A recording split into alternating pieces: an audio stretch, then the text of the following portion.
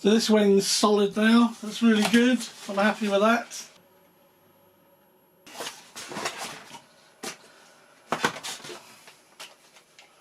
What we're going to do now is put the other wing on, do exactly the same. First of all I'm going to test fit it. Just going to push all this through there, get it all out through there.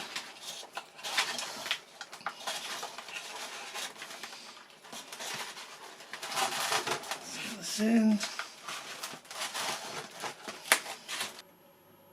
You see now that's got some give in it, so that's going to have to come up there, get screwed in. I'll probably have to turn it the other way. This wing's getting in the way of having it vertical, of course, but that's fine. Now before I do that I've got to put the spars on. We have two spars that we prepared earlier. We have the short one and the longer one. We've marked the midway point and put some tape around them. The longer spar is at the front.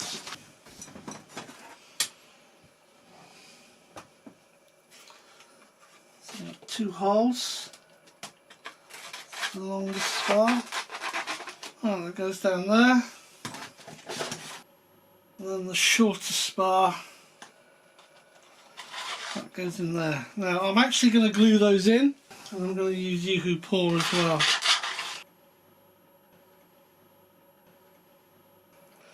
So I'm just spreading some glue over the spar.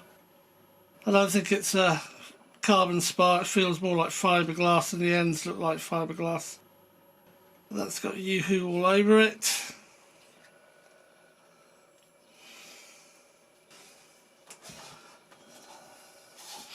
This is going into the back. Yeah, that's great. Actually, most of it's coming out. So, oh yeah, lovely. Stay in there. And this one's doing the same.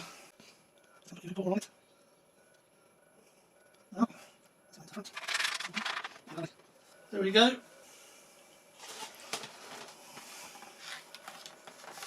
I'm just going to turn this way so I can get the glue over these parts, this part and the spars.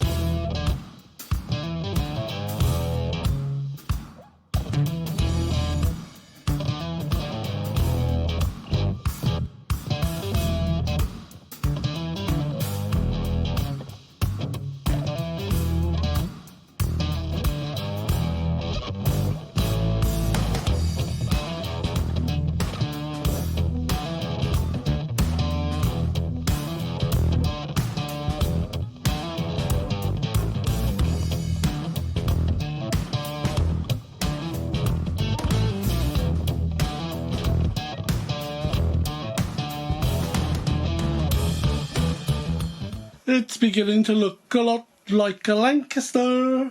Great stuff. Right, now we're just going to leave that. It's quite a big aircraft, you know. I didn't realise it was this big. But at this stage there's not much more I can do. I'm going to just put the props on just so they're safe, because I've got to arrange for this to have a place on my ceiling. Then what I'll do is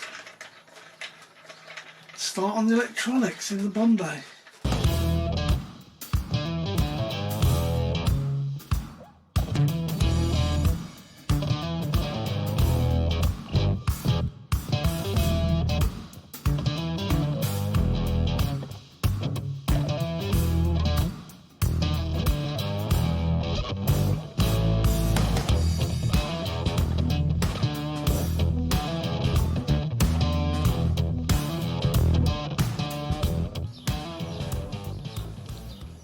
Yeah, quite like this.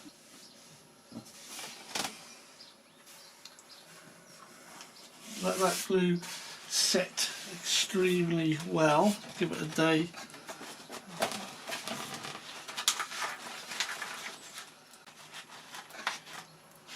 Got my operator number here already.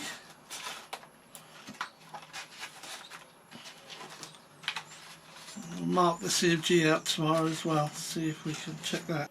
Ah, that reminds me, I've got a great big chunk of lead up here. Feels as though it's hot glued in or rubberized glue. that has to come out. Not sure what the best way of doing that is. So I'm going to use my scalpel and go in and see if I can cut it out. It's going to be a bit...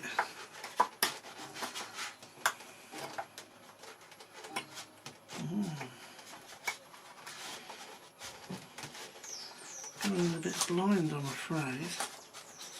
Just have to feel. Okay. That's okay.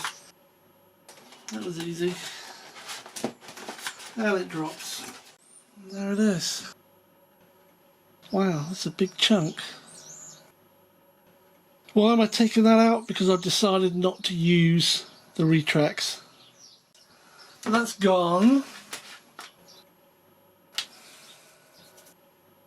When I get some more lacquer, I'm going to lacquer the inside of this as well. Just going to touch it up where the paint's coming away and then lacquer it. But that can all wait for another day. So the beck, which is sitting here, powers the motors up, and this needs to plug into the receiver so it gets power. So I've got that to connect. I've got this here, and that is an aileron, so I've got to put that on a Y lead. And I've got another aileron here, so they're going onto a Y lead. We'll do that now.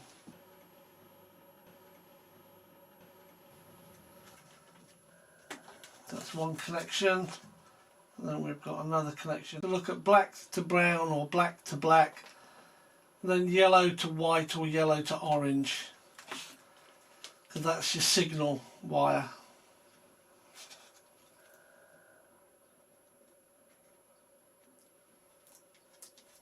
There we go. So they're okay. So you've got a beck, you've got an aileron. Then I've got two throttles. Now you can put them on a Y lead, but if you put them on the Y lead you cannot program in differential thrust, because one goes to the throttle and one goes to a spare channel, be it AUK 1 or AUK 2. And then this great big long thing here is your elevator. So I've decided to use a spare lemon RX I've got. Actually, I might just put it there on top of the wings, you know. That's a pretty good place for it. Just right smack bang in the middle there. If I could cut a bit of fun. Oh, look at that, perfect.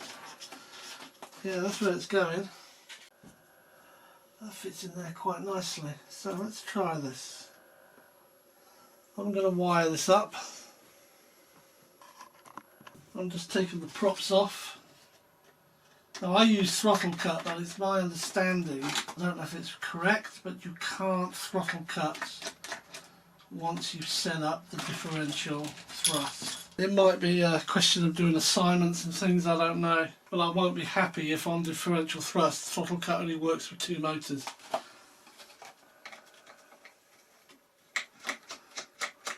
Okay, I've done a very basic configuration on this. So I'm just going to put the battery in. I'm using a 2200 milliamp hour battery.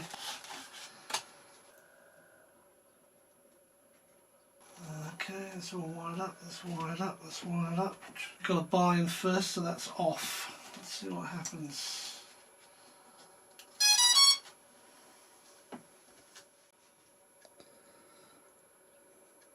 Binding. DSMX 22 milliseconds. Bind complete.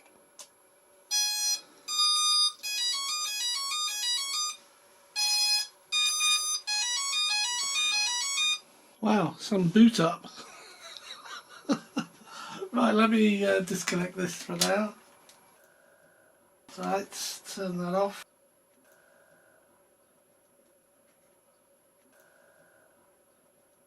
Turn that on. Do this up.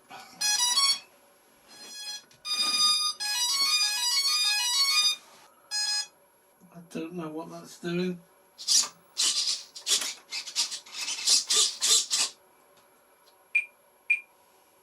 Throttle cut off.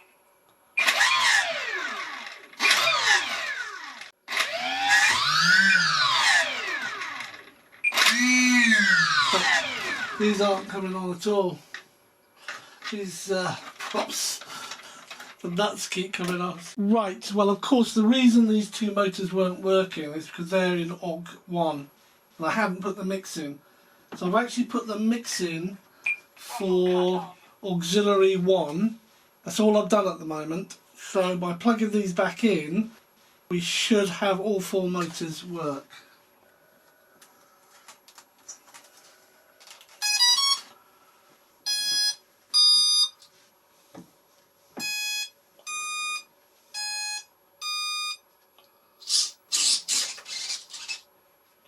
Throttle cut off.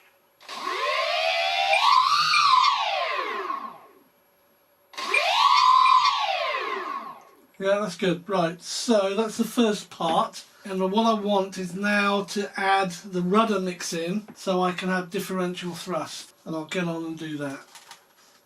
I have no idea how I can show you this, but I've got differential thrust on these now. And what happens is, as I increase the throttle,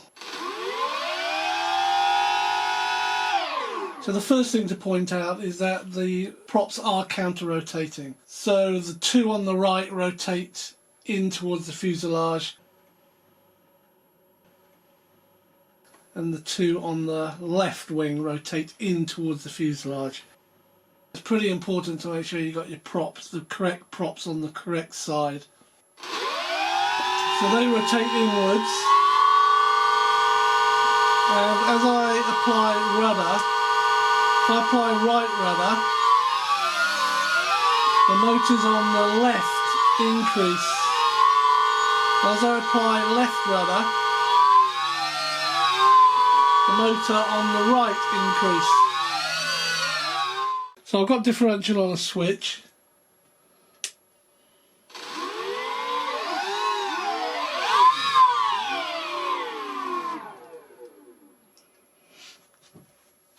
So basically imagine the aircraft travelling forward, it's turning to the right, these motors increase thrust to help pivot it around. And the same with this, if I'm going to the left, these motors increase thrust which push it around. Now I've got 25% thrust set as according to the manual, but I noticed on the Hobby King's video demonstration they only have 20%. So we'll have to give it a go, but it is on a switch, so I can disable it if I wish to. Just try flying on ailerons. The ailerons are all the correct way, the elevator was the correct way, and I have installed the Lemon RX. I've got it on full gains at the moment. So if I show you those, there's nothing happening at the moment because it's switched off, so I can have the gyro completely off.